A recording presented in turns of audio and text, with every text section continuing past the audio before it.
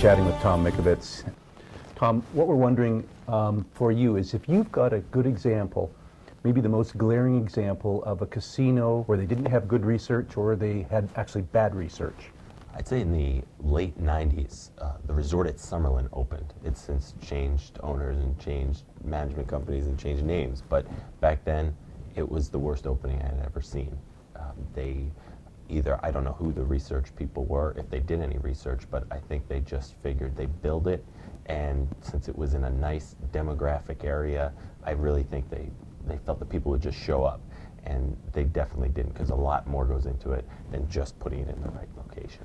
Not enough people turned up, or the wrong people, or lots of people who didn't spend any time in the casinos or renting the rooms or in the other facilities, or why was it such a misfire? A little bit of all of that.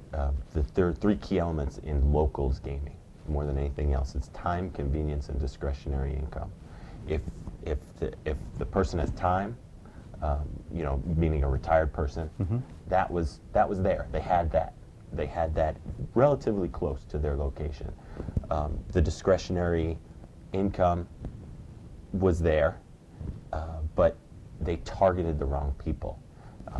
And it wasn't convenient. Yeah, they definitely didn't have the convenience. It was very difficult to access the casino. Like maybe some of the research that was done, or was done poorly, or wasn't done, wasn't only for the opening. It was right from the basics of the design, who the target market was, et cetera, et cetera. Exactly. They went for a higher end crowd. In my experience of 15 years in the business, I've learned. I didn't know this early on, but I've learned that the people in the T-shirts are the ones that you want in the casino. Maybe not the people like us in the ties. Got it.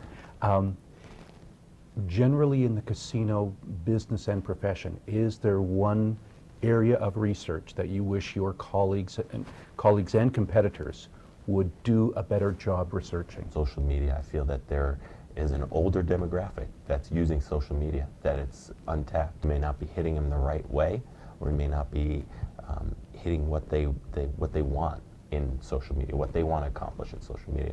And I don't know what that is. I wish I did. There's also one other thing that I would like. Secondarily, I would say I'm really curious about brand association, branding. I'm really big into branding and associating a brand with a charity. I would like to see how or if that affects people's decisions to come to a property, to purchase something, if your association with a charity is something that's beneficial. We first met Tom when he attended an event that we produced, did a significant amount of research at Del Mar Thoroughbred Club in San Diego County. Among the research that we did there was a great deal of social media investigation. Disproportionately, the people that were there at Del Mar were younger, but we found the people 55 and above were surprisingly adept at using social media. It's really interesting that so few people are going after them. Not at all to patronize South Point, but South Point Casino actually does a pretty good job. Since we built a relationship with them, we start to follow them, and we see they're very active, and their demographic, by the way, we've stayed at the property a few times, their demographic is, in terms of age, is all over.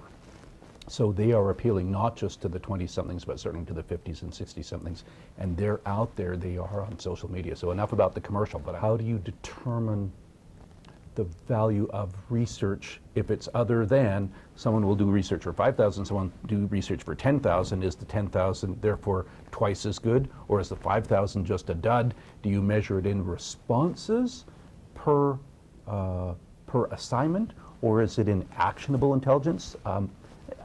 So you've got 4 or 5 proposals for research. How do you determine who gets your assignment? I would say that would be knowledge. I mean, just as much information as we could get back from people that would help us make decisions in the future. So I guess the answer would be knowledge. Okay. And finally, since this is iHAVE5Qs Coffee, what's your Starbucks order? I don't drink Starbucks. Do you drink coffee at all? Could you help us with our promotion of coffee? That's good. I do. I don't drink Starbucks. I figured it out. I figured I save $1,500 a year not going to Starbucks anymore, having my own coffee. But I can use that money towards a nice Le Cirque dinner or a Gilbert Robichon dinner. But I make my own. I grind my own. Yeah, I have a specific mixture every day. He's a scientist and a chemist as well as a marketing maven. Tom, thanks very much for your time. Really appreciate it.